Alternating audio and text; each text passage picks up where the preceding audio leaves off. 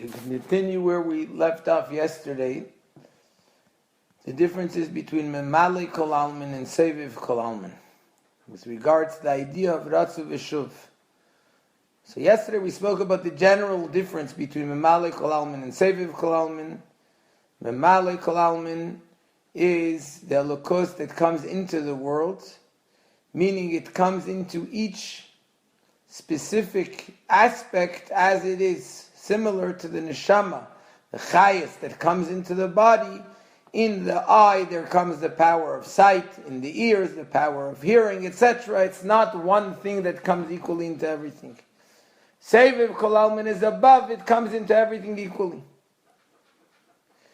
In the deeper concept of the difference between Memale Kol Almin and Seviv Kol Almin, Memale Kol Almin comes from Kav. Kav is the godly light that goes through Tzimtzum in order to create a world, which means that the Tzimtzum takes the light from before Tzimtzum and it's mitzamtzim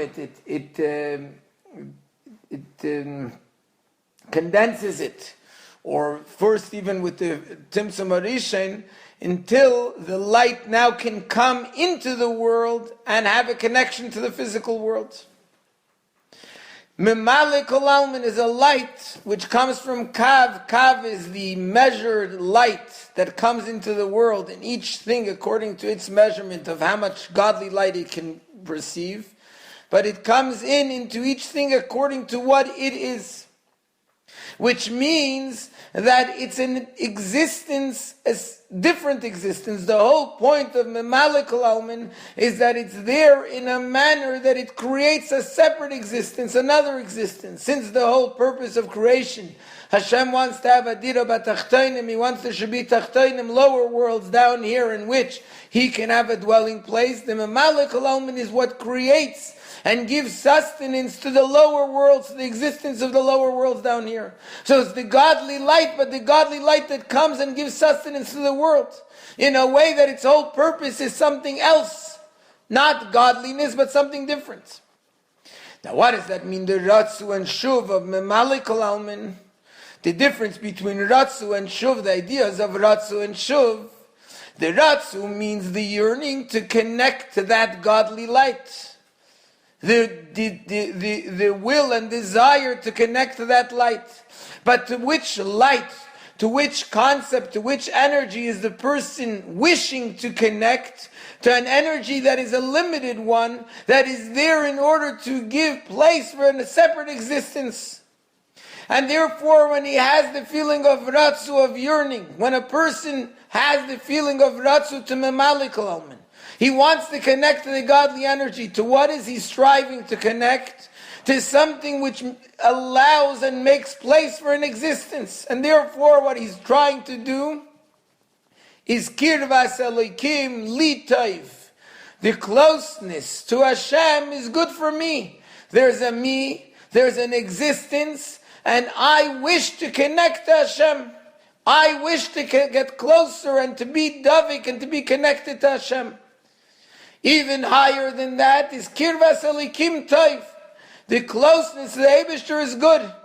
Not even that it's good for me, I don't feel the me, but nevertheless I feel that it's good. It's an existence that I feel something good, something that I gain from it. That's the ratzu, the yearning to fulfill my desire of connecting to Hashem, or at least to fulfill the good, the spiritual good of connecting to Hashem. In the same manner, the shuv of Memale Kol Almin, since it's one that comes and is limited and is mugdar, it's defined according to the kelim, the vessels that contain this light are defined. Therefore, they are those that come down into the world and they in fact define the light. They conceal and hide over the realization of godliness. That's the ratzu and shuv, the way it is in Memale Kol Almin. Then there's a higher level of ratzu and shuv, which is ratzu and shuv the way it's in Seviv Kol Almin. Seviv Kol Almin also comes from Kav, because it's the godly light that comes into the world, even the Gulim, even the lights that are encompassing the world all at once. The energy that encompasses the entire world at once also comes from Kav. It comes from the godly light that comes through the Tzimtzum. However, it's not one which is defined by Tzimtzum. It's Seviv Kol Almin, it's all-encompassing. It's Hashem, the way He is above, the light of Hashem, the way it's above the world, the way it encompasses everything equally. Everything is one. It doesn't differentiate and define each thing in a definite way. And therefore the Ratzu over there is not for Kirvas Alikim Li Taiv. It's not even for Kirvas Alikim Taiv. It's for the godly light. The Ratzu is the yearning to the light of godliness that is not defined by a Zulas, by another existence. It's not defined by the fact that its existence is connected to another existence. It's fulfilling the purpose of Hashem. And similarly, the Shuv is coming into Kalim, but the Kalim are not either defined. Their whole entire purpose is to fulfill the purpose of Hashem and the will of Hashem. And that's the difference between the Ratzu and Shuv of all the other mitzvahs and the Ratzu b'Shuv of Paraduma. By all the other mitzvahs, it comes from a Malik Kol Almin, and therefore it's defined. The Ratzu is in the mitzvahs Lois Aseh, the Shuv is in the mitzvahs Aseh. Each one has its own defined way and its own defined channel of energy that it's drawing down. In Paraduma, it all comes together. The ashes of the Paraduma and the water of the Paraduma are all mixed together, and together they accomplish what they have to accomplish. There's no separation. So that means that it's not only a difference between Prat and Klal, that in all the mitzvahs it's specific, either Ratzu or Shuv, whereas in Paraduma it's Klal, it's all inclusive of everything Ratzu and Shuv together. It's a much stronger and more powerful difference. It's a difference in the fact that in all the other mitzvahs it's defined either by Ratzu or by Shuv. It's Memale Kol Almin. There's a Zulas, there's another existence. The Ratzu is for the person, for the Zulas, and the Shuv is for the existence of the world. Whilst by Paraduma it's one thing, Seviv Kol Almin, it's above the world. All that matters is godliness. And this is why Paraduma is Klalus Kol HaTorah. It's a Torah in a general way. Paraduma is not something which is merely like all the other mitzvahs of the Torah. This is all the mitzvahs of the Torah all in one, which is the Ratzon of Hashem, the will of Hashem, simply because it's the will of Hashem. And it's interesting, this continues to the Maimer, which came before this one in the year, which is the Maimer of the Kibbutz Yehudim, where the Rebbe explains this whole idea in mitzvahs. And in truth, this idea of Paraduma is the reason why Paraduma is something which is even Moshe Rabbeinu had to be explained the reason by Hashem, and Shlomo Melech said, I wasn't able to grasp it, because it's not defined by Seichel. The other mitzvahs are either Ratzu or Shuv, they can be defined into human intellect. Paraduma, even Shlomo, the Chacham Mikol Adam, a person, the human intellect, no matter how wise, cannot grasp two opposites together. And it's similar to the idea, and as we started to explain yesterday, the difference between that by Avram Avinu. When Avram Avinu came to that Kedah, the Eibishter said, Ato yodati ki yirei Elokim ata. Until then, Avram Avinu fulfilled already and overcame 9 nisyonos, 9 tests.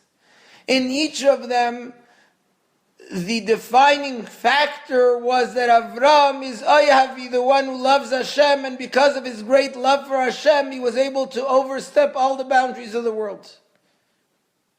Here came a nisayon of that Kedah where it was about doing the opposite, about going in a level which is the opposite of Ava, total Yira, Bittul, and Kabbalah Sel. And that's what the Eibishter says, Ato yodati ki yirei Elokim ata. Now I know that you're God-fearing, not just that you have your own defined way of serving Hashem because that's what your nature is, but you go and do what Hashem wants because that's what Hashem wants, even when it's against your nature. And that's why the Medrash tells us that the Eibishter said to Avraham Avinu, please overcome and withstand this nisayon of the Akedah, because if not, then people will say, Ein mamash barishaynus, the first ones don't have any mamash, any reality in them. How's that possible? The 9 nisyonis that Avraham overcame, just because the 10th one is not overcoming, therefore Ein mamash barishaynus? And the answer that Chassidus explains elsewhere is that that's exactly the idea. If you only do what your nature pushes you to do, then that still doesn't show that you're batel to Hashem. If you're able to go against your nature, that's when we know that yesh mamash barishaynus. How is it possible for someone to go against their nature? How can someone include both Ava and Yira together as one? In the same way as in Paraduma, Ratzu and Shuv come together as one, because the bittul is to Seviv Kol Almin, to the will of Hashem. Seviv shows on Ratzin, the will of Hashem, that's above a specific definition of Memali Kol Almin, where I'm doing it for Hashem's godly energy, for Kirvas Elikim Li Tov, or even for Kirvas Elikim Tov. It's only because that's what the Eibishter says. That's why Paraduma is Zois Chukas HaTorah. It's Klalos HaTorah. Chuka comes from the word Chakika. It's engraved. It's the essence of the Torah, the will of Hashem in the Torah, which is above specifics. It's the essence of Chakika, which is above the specifics. And that essence, even Shlomo Melech, the Chacham Mikol Adam, human intellect can't grasp it, because it's total bittul to the Ratzon of the Eibishter. And in our Avodah, this means when a person isn't limiting himself to serving Hashem only in that which makes sense to me and that works for me, but rather the serving of Hashem is in a way that no changes in the world change the person. Similar to what the Rebbe Maharash said about the Esrig, that the Esrig is dar bilanoi mishana l'shana. It lives on its tree from year to year.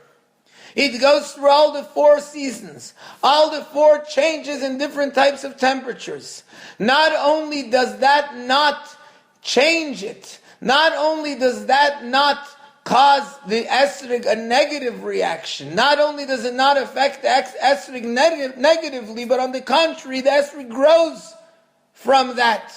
From all the different changes, the esrog grows. And similarly, a person, a Jew, when my connection to the Eibishter isn't because of me, it's not Memali Kol Almin, it's a connection to the Kus of Seviv Kol Almin, then no matter what change comes, not only does the change not affect me negatively, but on the contrary, the change itself makes me grow even more.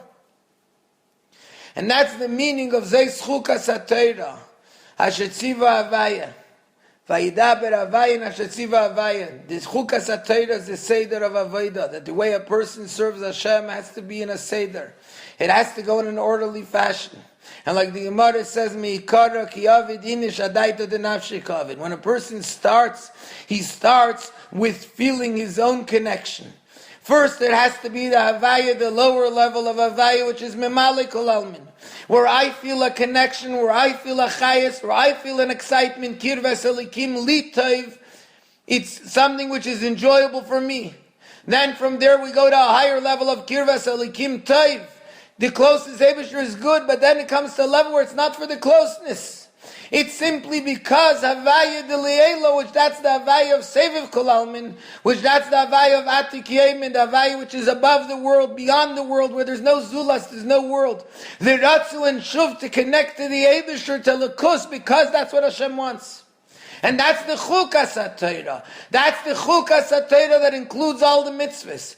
That's the Chukas HaTorah about which it says in the Medrash that when Moshe Rabbeinu was told by the Eibishter, all the tumas, when they got to Parshas Emor and they came to the tumas mace, and Moshe Rabbeinu said, "Bameh tia tarasik shel zeh." How can this tumah of mace? How can the person become purified? And the Eibishter didn't answer him.